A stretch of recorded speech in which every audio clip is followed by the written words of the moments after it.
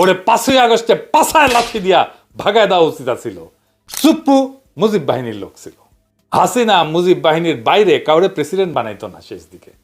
এই সুপ্পু এখনো আছে, এখনো সে বাংলাদেশের প্রেসিডেন্ট হইয়া এস আলমের কর্মচারী ছিল। মালয়েশিয়া আর দুবাইয়ের রেসিডেন্ট কিন্তু সুপ্পু একটা 3rd ক্লাস বটতলার উকিল ছিল। ওই হাসিনার পা ছুঁয়া সালাম করতো, পা ছুঁয়া পদধূলি নিত রেগুলার দেখা করতে গেলে। এটাই হারামজাদার কাছে শোনেন, নিজের মুখে শুনেন। গত 3 মাস ধরে মাননীয় প্রধানমন্ত্রীকে সালাম করতে গেলে উনি আমার সালাম নিতেন না।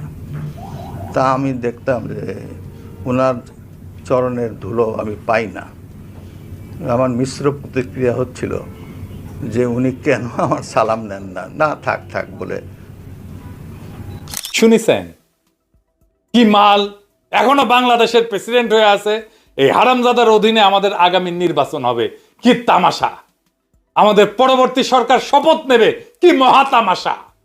আগামী জাতীয় সংসদের প্রথম অধিবেশনে সে বক্তৃতা দেবে, আর আমাদের নবনির্বাচিত সংসদ সদস্যরা এর ভাষণের উপরে ধন্যবাদ প্রস্তাব আইনা বক্তৃতা করবে। হায় হায়, এই ছিল আমাদের কপালে। সে ছাত্রলীগ করতো, সে গর্ব ভৈরা বলে, শুনেন। আপনি কি রাজনীতি করতেন? আমি বললাম, জি মাননীয় প্রধানমন্ত্রী, আমি ছাত্রলীগ করতাম।